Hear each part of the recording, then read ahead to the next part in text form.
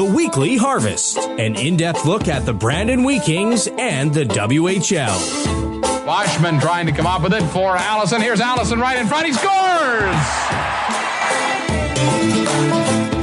Brandon Junior hockey fans, you've waited 2 decades for this. In the league's 50th anniversary, your Wheat Kings are the champions.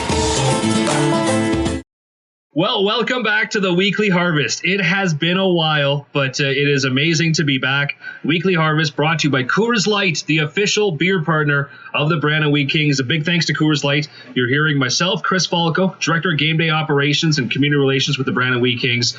And he is Brandon Crowe, the radio voice of the Wheat Kings. Crowe, how good is it to be back? Oh, man. I can't even begin to explain the giddiness that I had today. It's the day, it's been so long. I can't even remember the date of the last one we did. We talked to Les Lazarek.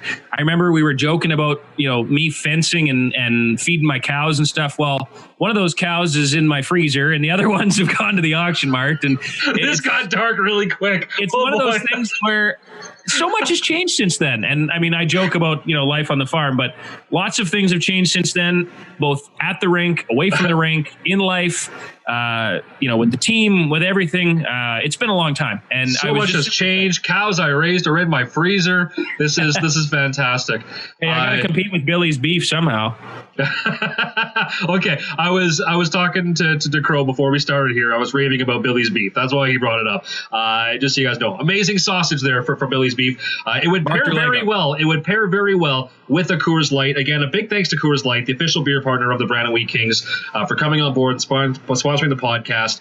Really appreciate their support as we move forward. Today's guest, Crowe, is a guy that we both know for a number of years. I know that your relationship with him even goes back further, not working on the same team, but with him, with the new head coach, the 24th head coach in Wheat King history. Don MacGillivray is our guest this week. Really looking forward to talking to Don. Yeah, and in all my years of doing this, I've worked with a lot of great coaches. I spent 6 years in junior A between the SJHL and the MJHL, and worked with some great coaches in, especially, in Verdon, Troy Leslie and just a bunch of great people. But, the one constant for me over the last handful of years has been Don and his friendship, his mentorship, what he's meant to me personally as a friend. We both started with the Wheat Kings basically in the same week, both jumping into new roles that neither one of us really knew what we were getting into. So I have the utmost respect for Don. And when he was announced as the new head coach, brought a little tear to my eye. I was so excited and so proud. And knowing that, getting a chance to work with him here moving forward, really looking forward to it. To me, there's no more deserving guy. You look him up on Elite Prospects. You look him up in the MJHL record books. The guy has won everywhere he's been, and this is just another great opportunity for him. And he's a great storyteller. So looking forward to hearing from him. And and for him to be our first guest on this first one, there's been a lot of changes in the Brandon Wheat Kings since we last did the podcast. For one, there was the ownership change. That's not a little thing that has taken place. So with everything going on, how are you, voice of the Wheat Kings? Oh. Are you doing all right there, Crowe?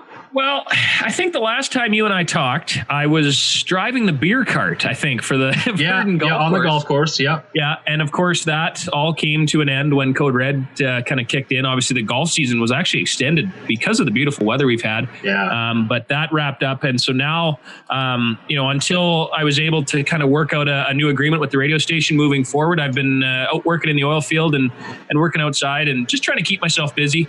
I have to admit, and I'd be lying if I said it wasn't a struggle at times. And I know you're the same way. I mean, you're trying to occupy and teach 2 young boys and try and stay busy with hockey, but it's hard sometimes when every day is like Groundhog Day. You can't go anywhere. You can't see anyone. You can't really do any of the things you like. So I'd be lying if I said it wasn't difficult at times, but now I feel like I can maybe see the light at the end of the tunnel a little bit, and I can see hockey's starting to come around. I know that, the World Juniors, to me, I haven't been excited about the World Juniors in a long time. And this year, I'm all in, man. Like I am so excited for the World Juniors, especially with Braden Schneider, and we'll touch on that a little bit as well. But I'm feeling good. This last week and a bit, getting back into the swing of things, doing reports, planning the podcast, getting some Wheat King talk again. It's I feel good. And for you, I know you've been fishing, but fishing hasn't gone well for you, has it?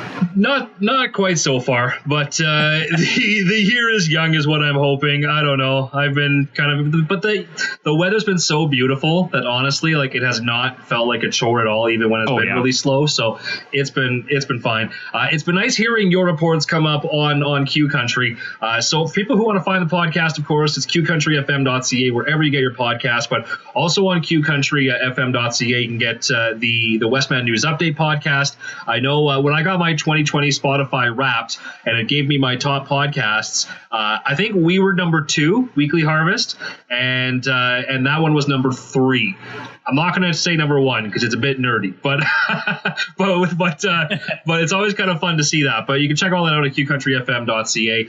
It's really fun to be doing the Weekly Harvest podcast once again. Like I said, there's been a lot of changes since the last time we talked, but the one thing that hasn't changed is our love for hockey, and no matter what kind of hockey, even if it seems to be digital hockey. Have you watched any of the Luka Burzan when he was playing in the Mem E Cup there, Crowe?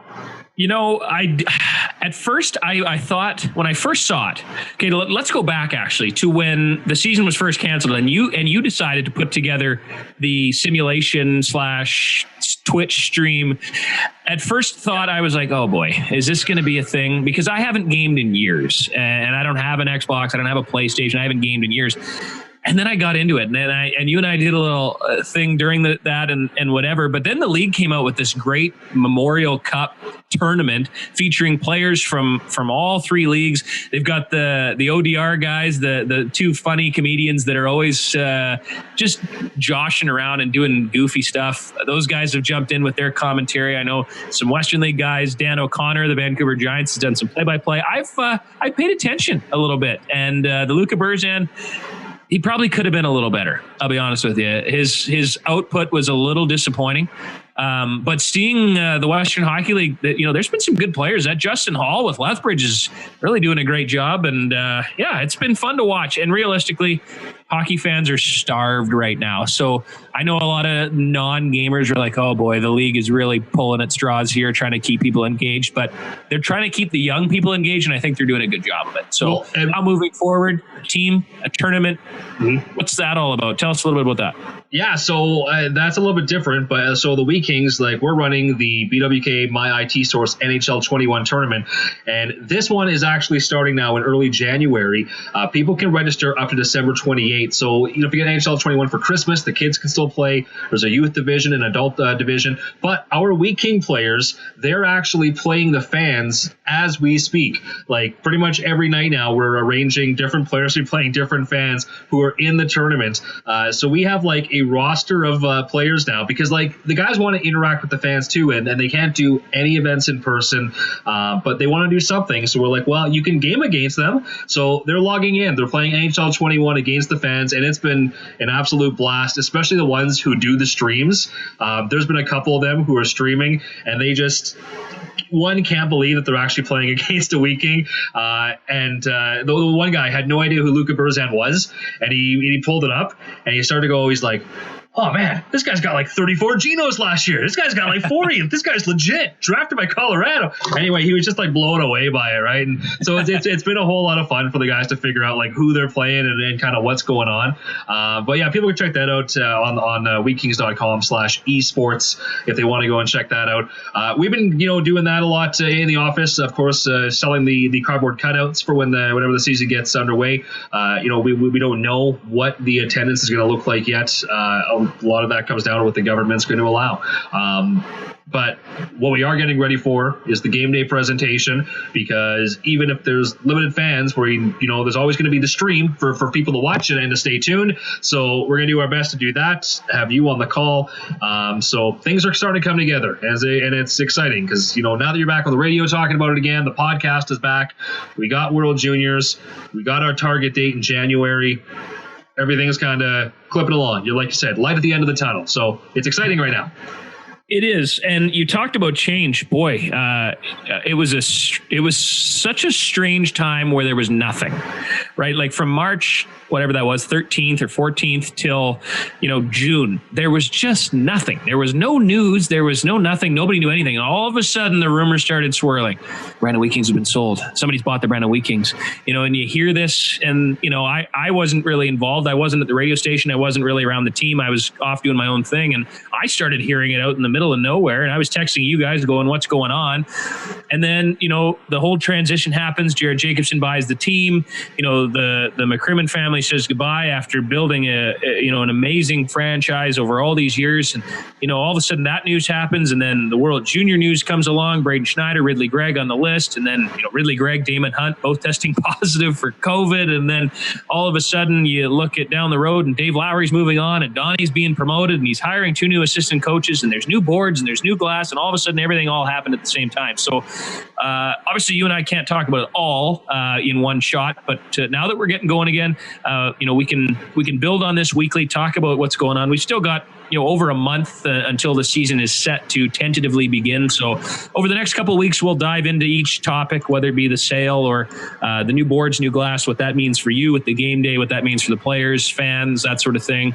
And we'll just kind of go through it as we kind of ease our way back into this, because if we were to talk about it all in one shot, I don't think we'd have time to do it. But no, for sure. It's crazy how quickly it all happened. And with that, we want to encourage people once again, haven't given out this email in a while, but qweeklyharvest@gmail.com.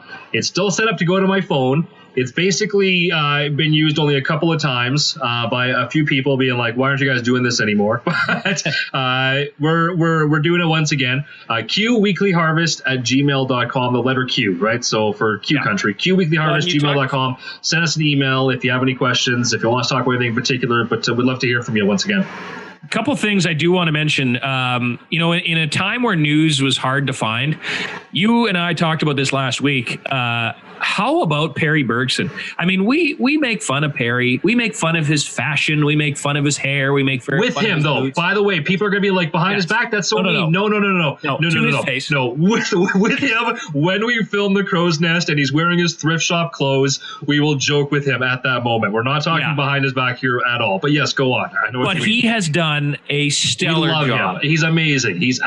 We are so lucky to have him. I'll say that on behalf of the Wheat Kings, but on behalf of the city of Brandon, for hockey fans, he is just so good for the community. The coverage that he provides, and what he's given us in terms of content for us to just stay engaged. The alumni series and all the prospect reports he's done. Perry is phenomenal. It's crazy. Yeah. He's gone over and above, and I know it's people don't like it sometimes where they click on the link and they can't read it because they have to pay for a subscription or pay to read the Brandon Sunwell. How do you think Perry makes a living? By subscriptions. So for those of you greedy folks, and I used to be one of them until Perry explained it to me. Hold on. We got to tell this story 1 second. When we were in Seattle, we got to get some subscriptions. When we were in Seattle, Perry ate pizza from 7-Eleven for lunch over 3 days. The same 7-Eleven pizza. Okay? I've heard of this. So it is now a story that has gone through. Let's not let that happen again. Let's make sure that we get a few more bread and some subscriptions so the guy can get one pizza per day when he's away. What else are you doing? Like, you're sitting at home anyway. You can't go anywhere. It's well worth it. You can't go to the store I guess you can go pick up a hard copy, but he's done a great job, and he's kept the Wheat Kings in the loop all summer. And we forgot, we didn't even talk about the draft and all the guys drafted. And Braden Schneider and Ridley Gregg and Cole Reinhardt, Ben McCartney, going to the desert. Ben McCartney. We didn't even joke about Ben going to the desert. He's got like the palest complexion, and now we got to send him to like one of the hottest places to possibly go to. He needs sunscreen when the lights are too bright. It's not going to be good for him. No, there's a lot to get through, but we have Don waiting, so we have to get into our guests here tonight. So again, we're going to cover more. It's good to be back. It's been a long off season for us as well here at the podcast. Again, qweeklyharvest@gmail.com. But now it's time to get into our guest. Here we are, joined with the 24th head coach in Brandon Wheat King history, and one that we are familiar with. He's been with the organization for a number of years already. We got Don MacGillivray. Don, how are you? I'm doing great, thanks. How are you guys? Well, someone was ice fishing all day today. Chris was. Some of us were working out in the cold, and he was sitting in an ice fishing shack, so he's probably better than I am. It was still cold. I mean, come on. But did you have any success? Oh, Don, I'm telling you, it has been a rough start to the year. No. I even went to a lake where my friend has caught a number of master anglers the last couple of weekends. I'm like, perfect. I'm going to make the trip. It's over an hour and a half away. So went there thinking I'm finally going to get some fish for the freezer. Came up with nothing again. So it was rough. How was your weekend? My weekend was great. Yeah, I was just doing, you can't really do a whole lot, so you can't go out for dinner or anything like that. But no, I was good to be home. Went home for a couple of days and back in Brandon. Donnie, I had a chance this afternoon to read up on Perry Bergson's article about you, and obviously he touches on a lot of things that I already knew, and he goes back into your past and how you got all started in the coaching world. I think that's where I want to start. You started coaching at a really young age, and it basically came in sort of a Reggie Dunlop type player coach role. Wasn't it right out of junior you stepped right back into it? Actually, my first coaching job was on an 11-year-old minor hockey team. And it was something that I wanted to do. And then I got into coaching junior, and I was coaching my second year. I was the assistant coach, and I was coaching my defense partner that I played with when I was 20. So it was weird. Like, I was pretty young at that point to be in coaching, but it was weird, but I enjoyed it. I got my feet wet really early and developed a passion for it, and here we are today. And by the way, fellas, you reached down deep. This is episode 33, and you ran out of broadcasters to bring on the program. No, listen, we have honestly, we've wanted to have you on for a while, but you have always kind of been like, no. You were so quick to pass the buck. Now that you're head coach, you can't say no, because you're the boss. Because now you're the guy. So do not put this on us. Do not put that on us. Oh, it's definitely on you. It's definitely on you. No, not at all. Yeah. All right. So, Don, I mean, as exciting as it is to be given the reins, of course, it is all kind of in a strange situation after another strange situation after another strange situation that's been happening lately. But I mean, just how exciting is it to now be in that role and looking forward? Yeah, I can't tell you how excited I am. I think that, obviously, I had an idea what was going on because I was in the office with Dave Lowry when, he was going through the process with the Jets. So, I was probably one of the few people that knew what was going on, and it came up very suddenly, and I think that, and that's when usually this happens. I remember when I got the call from David Anning to come to Brandon, or to see if I was interested in coming to Brandon. I was on holidays in Phoenix, playing some golf, and I got a call out of the blue when Kelly left. So, that's the way things work in this business. And, I think that the biggest thing for me is I feel like I'm more than ready to assume that position, and I'm really excited about that opportunity.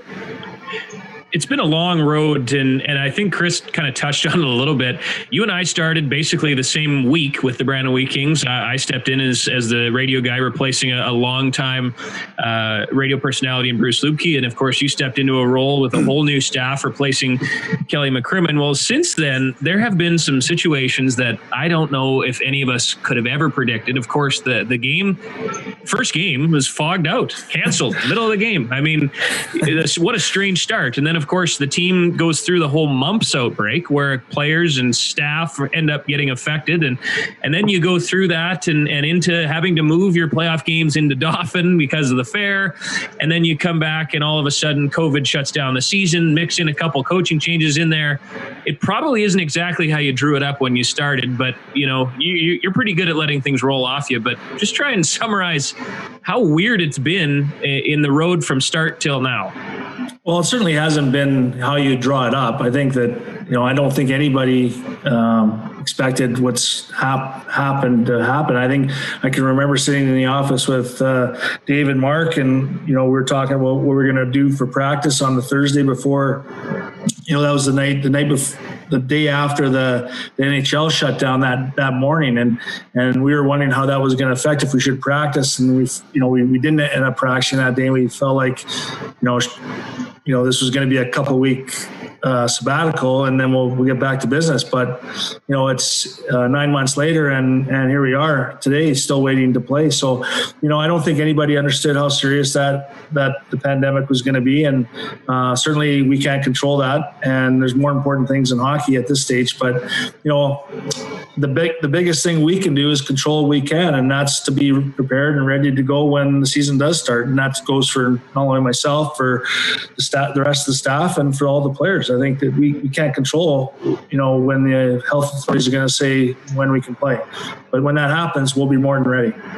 There was no hotter team in the WHL when things ended than the Wheat Kings. I know that a lot of that was trying to get all of the new systems in place and getting the players on the same page. After the coaching change, can you kind of just tell people, explain what your role was before Don and how that's going to transition into the head coach in terms of what you were running and what systems? Okay, so I'll start. When I first started, I was looking after my first year. I was basically running the power play. I wasn't really involved in the bench management side of things. Year 2 and year 3, I was looking after the defense and the power play. And then last year I looked after the defense and the penalty kill. And that was something that I talked to Dave about when he accepted the job. Initially I was going to do the power play, and I asked him if I could switch to the penalty kill just for my own experience. I wanted to get a little, I hadn't done that in a while. I'd been a head coach, and usually the head coach looks after the power play, and I'd been a head coach for the previous 18 years. I wanted to make sure that I was prepared for all facets of the specialty teams. And I think that, and Dave was real good with that suggestion. I think he wanted to do the power play anyway. And then at the same time, I was able to tap into his expertise because he was, that's what he was an expert at the NHL level, with the LA Kings. So it was a great situation. I think that, I really enjoyed the amount of responsibility that Dave gave me last year. I think, one thing that was different is I did most of the game day presentations in terms of, our team meetings, 5-on-5 meetings, that kind of thing. So the preparation for our players, I looked after most of that. So that was really good. That puts me in good stead going forward. I think that when you're watching video, you have to know what you're looking for. And Dave was real helpful with that as well. So, my whole time here in Brandon, 4 years, you learn a lot. When I was a head coach, you always wonder when your opportunity is going to come. And I came to Brandon for that opportunity, hoping that it would come in a similar fashion than what it did this year. Obviously this came out of the blue, but I was hoping that the head coach would move on to bigger and better things. There'd be an opportunity here, or we'd have success and there'd be an opportunity somewhere else. That's really what I was hoping for. And things obviously didn't transpire that way initially, but the experience that I've gotten over these last 4 years, it's been, it was eye-opening initially because I never realized how much video was done at this level. So we do a lot of video. That's a big part of the assistant coach's job.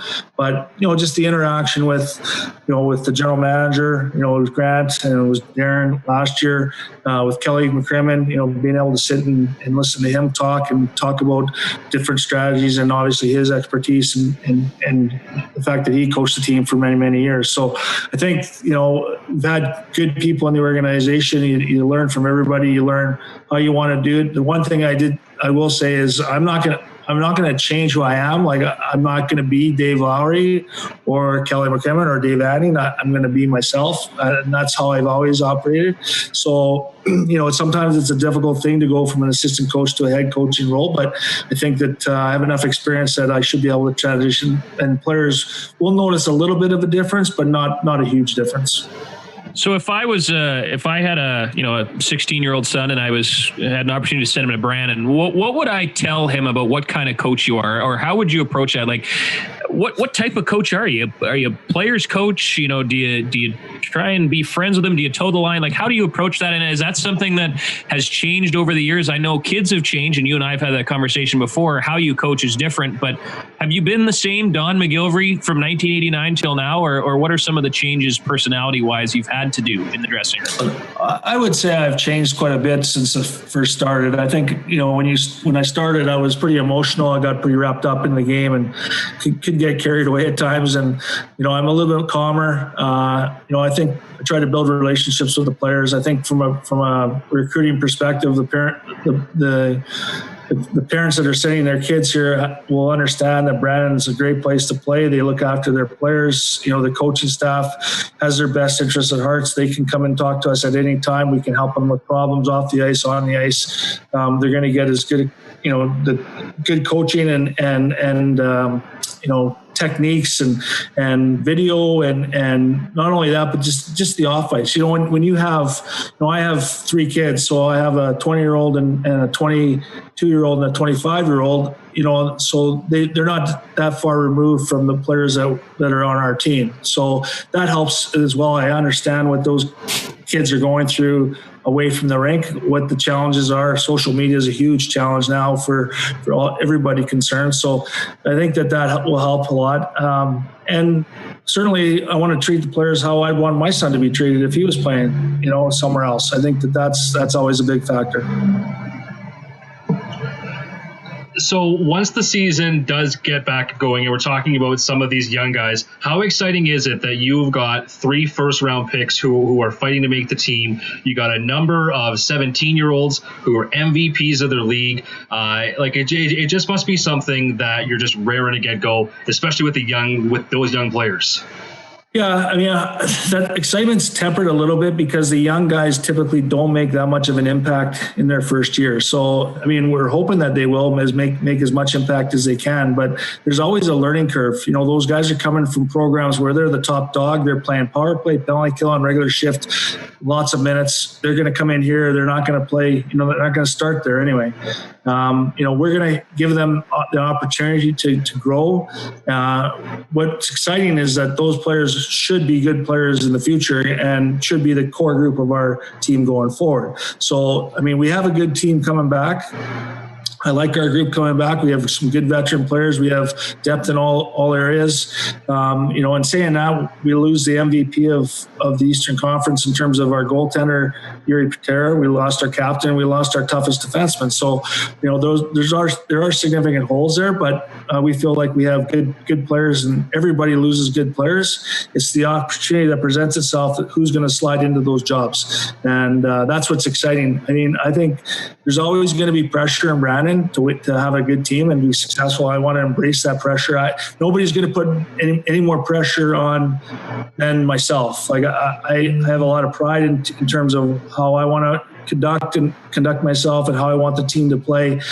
And I certainly, I'm looking forward to that pressure. I think that, when you have a good team, it doesn't necessarily guarantee that you're going to win. The stars have to align at the end. You have to have a lot of things go the right way. If you look back to the last time Brandon won a championship, they could have been out in the first round. They were down 2-0 to Edmonton, down in the third game in Edmonton, could have easily lost that game. And then, a lucky break or whatever, and Edmonton wins that series, and we're talking something different. So you have to have a lot of things go your way, and certainly our job is to be prepared, prepare our players to be prepared, and then when that opportunity presents itself, we're ready to go.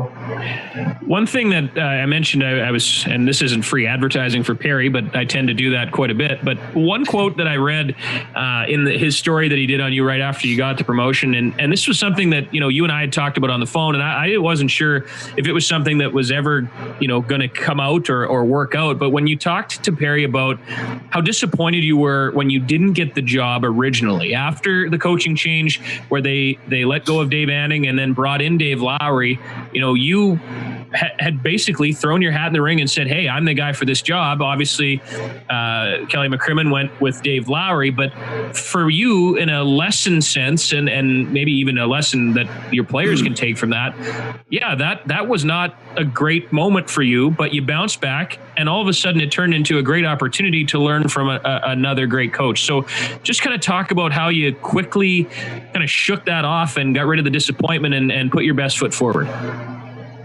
Well, yeah, for sure it was disappointing. I think that,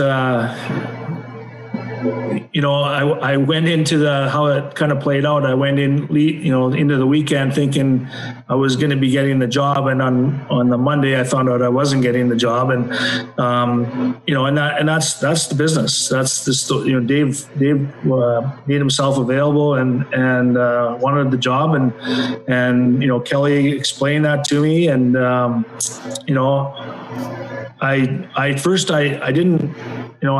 talked to Dave first before I did anything, and Dave called me after he accepted the job. We had probably an hour and a half conversation over the phone, and one of the questions I asked him was, are you sure you want me to be back as your assistant coach? Like I didn't know Dave. I'd met him a couple times, once on when we were traveling through Victoria when he was coaching Victoria, and I talked to him a little bit at the draft.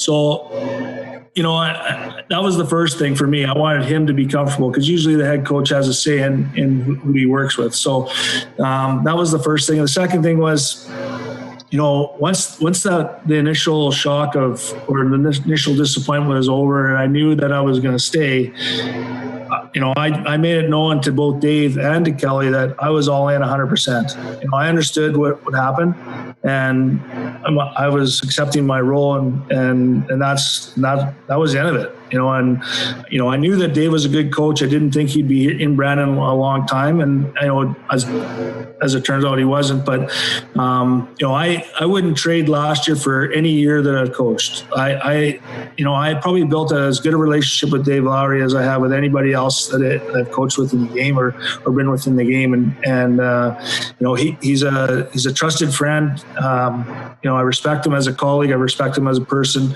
So from that perspective, I wouldn't trade last year for anything, as disappointing as it was, but it puts me in good stead to move forward. I understand some of the things that he did, and Dave would be the first to tell you, he didn't change the world.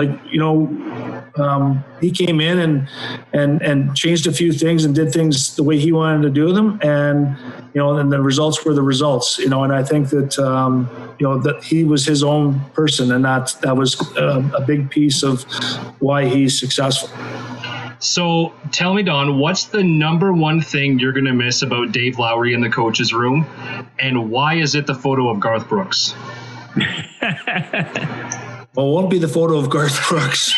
The number one thing I'm going to miss is our conversations between 7:30 and 8:30 in the morning.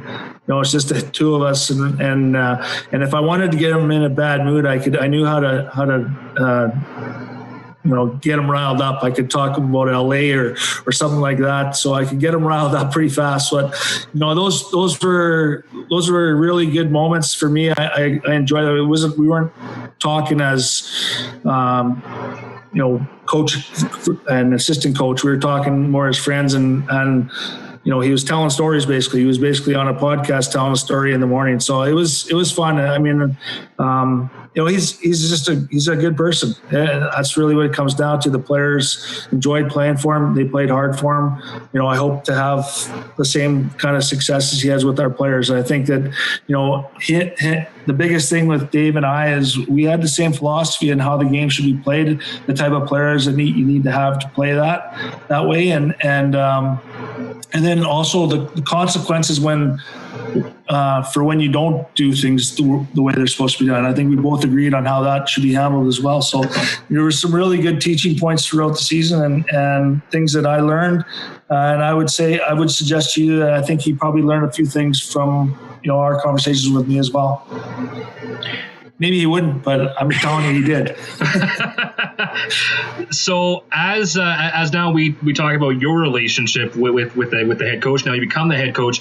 Let's talk about the new coaching staff that has been recently announced. What is your relationship to the guys? First of all, before we get into all their details, do you have any? Were you a part of this? Yeah, I was part of it. I mean, so Todd Miller was going to be basically replacing my job, and Mark Derlego was going to stay in the spot that he was in and take on some more responsibility. So Todd was a guy that we've got. We had a number of people apply for the position, and through my conversations, doing some background checks on some other people, his name kept surfacing. So I reached out to him to see if he had any interest in being interviewed, and that's where it went. And we had a really good interview. I enjoyed the interview process with him. He has good experience. He was with Barrie Colts for 9 years as an assistant, was an interim coach last year, and went through a disappointing point when he didn't get offered the head coaching job this past year. So, I think there's a lot of similarities there. I think that, for me, I wanted someone that had experience. I wanted someone that could run a bench. I wanted someone that could do the penalty kill. So he checked off all those boxes. My conversations with him were really good. I enjoyed my conversations with him. I felt comfortable offering him a job, and he accepted, and we're extremely happy that he's going to come on board. And then you have Daniel Johnson, the new video coach, who you will have a kind of a different relationship with, because you would have maybe seen him coming up the junior ranks. So I don't know. I didn't know Daniel at all. Daniel was going to be hired by Dave Lowry. So we were bringing on a video coach regardless, and Dave Lowry was instrumental in that. And he's worked with Dave in the summer in Calgary with some of the camps that Dave's done, and has a little bit of experience. He's going to have to learn our system of how we do things in terms of our video and the things that we're going to be looking for from him. But he's going to add value to what we already bring to the players. I mean, I think, and at the same time, he's going to take some of the workload away from the coaching staff. So, I mean, in a typical day, Dave and I and Mark would be on our computers till practice times, from the morning till the practice time, getting video ready. So now we have a video coach that will mark the game during the games. We'll have the video right away. It'll be outstanding. Wait, Don, are you saying that you don't enjoy being on the computer all the time, working on the technical side of things? I'm kind of like you, Chris. I like to go get a coffee and. All right. Shots fired. You walked right into that one, Chris. You walked right into that one. Okay, sure. Well, we have to admit, Donnie, when I knew I was setting up a Zoom meeting, and I just sent you an email, I gave you no instructions. Aside from taking a couple seconds to figure out the unmute button, you did pretty good. So I'll be honest with you, I'm kind of proud of you. Yeah. But now that you're the meanwhile, I'm the one on the back end just recording everything and putting everything together. But don't worry about it, Don. You're right. I'm just here for the coffees. I didn't dish you. I just said I want to be like you. Okay. We all got to get along here, because this is episode 1 of season 3. We got a long way to go. And if there's no hockey, we got a lot of things that we got to talk about and fill time with. Well, we'll see you in episode 67. Well, our guest next week, Don, is Craig Button. So, you're up ahead of Craig Button, TSN analyst. So he's got small shoes to fill. So I know with Craig Button, we're going to be talking a whole lot about the World Juniors, but I mean, how exciting is it to have a player on the team make Team Canada, Don, with Braden Schneider? Yeah, I can't tell you how proud I am of Braden. I think that, it's funny. I did a Zoom call with a AAA midget team on Saturday, and they asked me, some of my favorite players, and Schneid's was definitely one of them. And, the thing that with him is he's so humble. It doesn't matter that he was a first-round pick or that he was considered our best defenseman. He comes to work. He works his tail off. He's the hardest working guy in the gym. He works hard on the ice. He treats everybody with respect. He's more than deserving of having an opportunity to play for Team Canada, and couldn't be more excited for him and his family. It's a family thing. Obviously, you saw Kelly putting up lights at their house. I don't know if you saw Twitter, but they changed their lights to red and white. So, it's a family thing in the Schneider household, and good for them. I think they deserve it. Good people come from good people, and that is very true with that family. And you were talking about him being a beast in the gym. Did you guys see that social media post of him working on his legs? That guy's got quads like tree trunks. It is amazing. He is so in-game ready. It's phenomenal. I don't know if you noticed, but the roster for Team Canada, he was weighing in at, I think, 210, and that's the heaviest guy on the back end. And he has no body fat on him. Like he's muscle. He's a lean, mean 210. And, we're lucky we have him. He's a great kid, and he's great for our young guys. I mean, everybody in our dressing room looks up to him, and he's got a bright future ahead of him. So couldn't be more happy for him, and hopefully he has a great tournament. Boy, the only thing about it is to go from Prince Albert to New York. I mean, that's a pretty big jump, except, he's got that Prince Albert toughness. He could get lost in New York and end up in some back alley in some bad neighborhood, and he'd come out fine. I'm pretty sure that's just bred into them in PA. Well, I think it'll be interesting to see 10 years from now if New York changes Braden. Yeah. Like he is a very humble guy, and true. I think that sometimes players do change, but I don't think it'll happen with him. I think he's going to be the same person as he moves forward in his career. Well, I know that his dad loved listening to the pod on the previous rendition before it was shut down to COVID, and I got to tell you the story, Donnie. I don't know if I told you this one. I think I might have, but I was talking to Kelly Schneider, Braden's dad, just prior to the NHL draft, and I said to Kelly, who's your favorite team growing up? Who did you want to get drafted by, whatever? And he said, he listed off kind of the original 6, Toronto, Detroit, whatever. And he said, I sure hope Montreal drafts Braden. And I said, well, why? And he goes, well, Braden and I were rebuilding the deck this summer. And Braden and I were taking apart this old beat up deck we had. It needed a bit of repair. And we just started doing some demolition, and Braden's phone rings. And he goes, oh, it's the Montreal Canadiens. Dad, I got to go inside and take this call. So I said, sure, yeah, go ahead, son, and go take your call. Well, him and I were the only ones home, he tells me. And so Kelly takes a couple steps up onto this old rotting deck and falls right through the rotting wood and gets stuck in the deck. And he can't get out. But he knows that Braden's on an important, could be life-changing phone call with the Montreal Canadiens. So he doesn't want to make a scene and bang on the window to get him to come and help him out of the deck.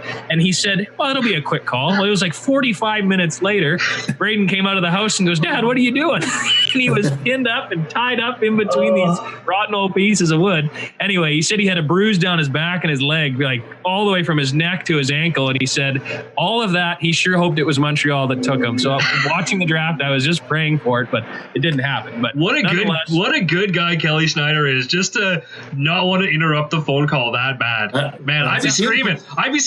Forget that. I don't care who it is. Jude, come get me. He's a team player. Yeah, it's fantastic. Talking about Prince Albert, Donnie, I want to go back to your time in Prince Albert, because that's when you got your first taste of Western Hockey League coaching. Now, you'd spent a few years scouting for Tri-City, and while you were coaching in the MJHL with Nipawin and a couple teams in Winnipeg, but you get your shot in '96 as an assistant coach with the Raiders, and all of a sudden a coaching change happens. The team's not that great, and all of a sudden you're the interim head coach and your first Western Hockey League coaching gig with a guy that people in Manitoba are familiar with in Ken Pearson. But talk about how that all transitioned in making the jump from Nipawin to Prince Albert in that assistant coach role, and then all of a sudden, bang, you find yourself behind the bench. Well, you're never going to believe this, but so I was coaching Nipawin at the time, and I was working for Nestle, and Nestle was letting all their staff, the sales staff, go. They were downsizing. So we went from basically 16 salesmen to 1 in Manitoba, and everybody lost their jobs in late February. And at the time I was coaching Nipawin, and I was commuting from Winnipeg. So Nestle was paying my gas to go to Nipawin. So when that season ended, we went to the league final. We lost in Game 7. And when the next day I resigned, because I wasn't going to pay my own way to Nipah. So I was basically out of work. I didn't have a job. I didn't have a coaching job, and I didn't have a real job. So I started, I worked for Nisbee Home Renovations measuring roofs, and I knew that wasn't going to be a career. So I applied for a job. I just applied for a job in PA as assistant coach. Knew they were looking. I sent my resume. I got an interview and went up for the first interview. They invited me back for a second interview, and I was pretty sure they were going to offer me a job because they asked my wife to come and my son at the time, Jackson. So we go into the coach's office, and there's my wife and myself sitting there, and Jackson, and he's like, I don't know, I think he would have been not even a year. And in those days, you had VHS tapes, and Chris Stewart had all these VHS tapes on his shelf. Jackson's pulling all these VHS tapes off his shelf while I'm doing this interview. So it was pretty funny anyway. And then, that was a big step for us. I'd never lived away from home for myself, and certainly my wife was taking a leave of absence from her job as a teacher. So that was a big step. We went from 2 salaries to a really small salary, and a 3-bedroom house with a double-car garage to a 2-bedroom fourplex with no garage and 1 car. So it was a lot of sacrifice to go to Prince Albert, but those are 2 really, really good years. The first year, we had a decent team. We made the playoffs, but we had Chris Phillips and Shane Willis that were our best players, and they got traded at the deadline to help stock the cupboards for the future. And then the next year, we weren't a very good team, got off to a slow start, and Chris lost his job, and I ended up finishing the year. And at the end of the year, I wasn't offered the head coaching job. So at that time, I just decided that, it was time for me to come back home and be a head coach, and for my wife to get back into the teaching trade, and that's the rest is history. That's it was a long time between Western Hockey League stops, so a lot of different scenarios that came in between. But one thing that didn't change with Don MacGillivray was the word frugal, because my first road trip with the Brandon Wheat Kings, there's Don MacGillivray with a Prince Albert Raiders Molson Canadian suit bag with his suit hanging in it from like 30 years previous. And he's got this bag hanging in his seat. And all he did was ask Scooter to just sew a Wheat King patch over the PA logo, because he kept that bag for all those years. So frugal is Don MacGillivray. Listen. Coaches don't make a lot of money. It's a fallacy. So, you have to make good with what you have. Never throw anything out. Coach lessons on the Weekly Harvest podcast. Hey, listen, I've given Crowe more lessons than I care to share, and if he wants to keep jabbing me, I'll definitely give them to him. Hey, I was thinking he needs them. He needs your pointers, Don. Don't worry about it. When you were talking, Don, about Dave and teaching you, coaching and that sort of thing, the one thing I really liked about Dave and you combined, obviously, you've kind of taken me under your wing, as I like to refer to as kind of like the old wise owl in the tree. You've always kind of pointed me in the right direction, and there were times where I had 1 foot off the ledge and was ready to jump into a spiral, and you were able to pull me back in. So thank you for that. I do remember one day up in the Winnipeg Press early in the season. Oh yes, there was a few fireworks and some moments where they may have been looking for a new radio guy had you not stepped in and talked me off the ledge. But one thing that I really liked about Dave, and that I wanted to touch on a little bit more before we kind of wrap up our Dave Lowry love session, is that one thing, there were times where I would have questions about why you and Dave had done something, whether it be a drill at practice or a setup during a game. There'd be something that happened during a game, and I was like, that doesn't make sense, and I don't know why they did that. And I could ask Dave, and within about 15 seconds, he'd have it pulled up on the TV screen, and he'd be able to show it in slow motion and explain, why player A went here and player B went over there, and it all made sense. But in saying that, when you look back at your career and you started in 89 in the MJ and basically spent, 20 some years in junior A where technology probably wasn't that great. So all of a sudden now you're thrust into the Western Hockey League and you've got instant access to video. Was that the hardest adjustment you had to make? I've always wanted to ask that. From a coaching perspective, hockey doesn't change, the equipment doesn't change, and nothing really changes. But was that the biggest one from your day-to-day in all of your coaching? The biggest thing is there's no secrets. So, in the Western Hockey League, everybody has access to your team and how they play. So I'll just use like 1 year I remember coaching in junior. It's one of the years that we won, and we didn't do any video. Like, we did video for ourselves, but we never really showed the players any video. And then we started showing the players video of the other team right as playoffs started, and we started implementing some different systems, some different things that teams maybe, and obviously they didn't have access to video. So when we came out with a new idea, it was new to that team. So it caught them off guard, right? So that kind of thing doesn't happen in the Western League. You're not really going to catch anybody by surprise because you just can't change that quickly. But the video was a big adjustment. Like, I never did that much video before. So it was a totally different role for me. Like, I stepped totally out of my comfort zone. I wore a lot of hats before. Like, I did sales, I did marketing, I did trades, I did listing, scouting, coaching, planning practices, all that stuff, and so when you come to Brandon, all of a sudden you're so singularly focused in terms of what your job is, and you have to do your job and do it to the best of your ability. And the one thing about it being an assistant coach, and I can remember this from when I was in Prince Albert, we'd be in Red Deer and coming home to Prince Albert, and we'd have a 10 o'clock meeting, and coach wanted video. Well, in those days you had to do VHS to VHS. You had to actually literally cut it, and it took a long time to do it. So like the video system we have today, it makes our job way easier and it's way more advanced. But certainly the assistant coach's job is to make sure that they get their work done so that the head coach is prepared when he goes and talks to the team. So that's where, I always looked at my job was to make Dave's job easier. Right. That's how I looked at it. So that's what I'm expecting my assistant coaches to do as well. Make my job easier. Yeah. Are you paying attention, Mark, Todd? It's all about getting Donnie's life easier so he can go for the afternoon coffees. Hey, that's so right. Speaking of Mark, we got to give a plug out to Billy's Beef, because speaking of ice fishing earlier, I went and I picked up some sausage from him for specifically ice fishing. I got to tell you guys, unbelievable. Like, so good. No wonder you didn't catch any fish. I was too busy cooking and eating. Maybe that's it. But holy man, Billy's Beef, check it out. It was just absolutely amazing. I bet you Billy's Beef would pair nicely with a crisp Coors Light. I was going to say that one was unpaid for, but not to make any assumption. But Weekly Harvest presented by Coors Light, the official beer partner of the Brandon Wheat Kings. Don, thank you so much for taking time out of your day and talking to us. Obviously, very excited to be seeing you around the rink, continuing.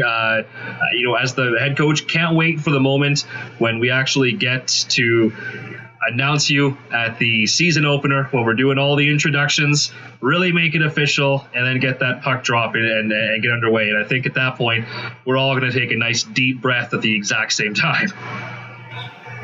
For sure, that'll be a very special night, and one that I think everybody's looking forward to, for sure. Not about me, but just about getting back to playing, for sure. Before you go, I'm gonna test you, Donnie, and this is more of a comedic thing. But do you remember, aside from the MJHL meetings prior to the season, do you remember your first ever real interaction with me in Verdun in the playoffs? Oh, when I was working for the Oil Caps.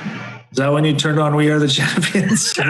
No, it wasn't me. So let me break down the story. So I'm working for the Verdun Oil Capitals, and we're playing Donnie's Winnipeg Blues in the playoffs. and I had a rookie working the iPod to play music at the games. And I'm running around doing whatever in a playoff game. And Verdun won game 1. I don't know what the score was, 2-1 or whatever.